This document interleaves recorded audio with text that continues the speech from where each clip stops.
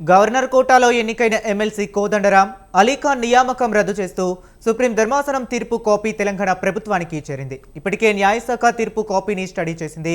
కోదండరాం అమీర్ అలీఖాన్ సభ్యత్వం రద్దుపై ఏజీని సంప్రదించాలని నిర్ణయించింది. ఏజీ సలహా మేరకు ఈసీకి తెలంగాణ సర్కార్ రిపోర్టు చేయనుంది.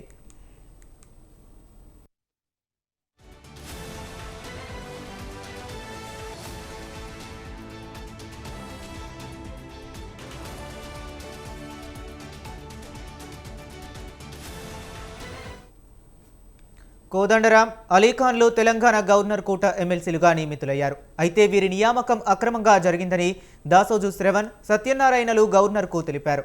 గవర్నర్ వీరి వాదనను తిరస్కరించడంతో సుప్రీంకోర్టును ఆశ్రయించారు. వారి నియామకాలపై విచారణ జరిపే నియామకాన్ని రద్దు చేయాలని బీఆర్ఎస్ నేతలు సుప్రీంను కోరారు.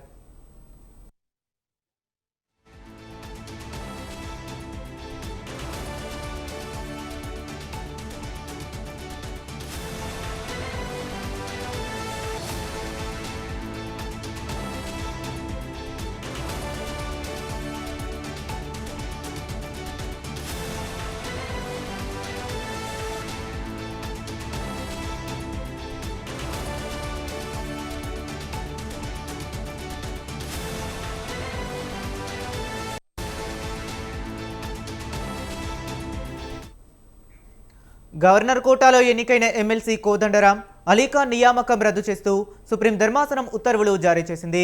బీఆర్ఎస్ నేతలు దాసోజు శ్రవణ్, సత్యనారాయణ పిటిషన్లపై విచారణ చేపట్టిన న్యాయస్థానం కోదండరాం అలీఖాన్ నియామకం రద్దు చేస్తూ ఆదేశాలు జారీ చేసింది.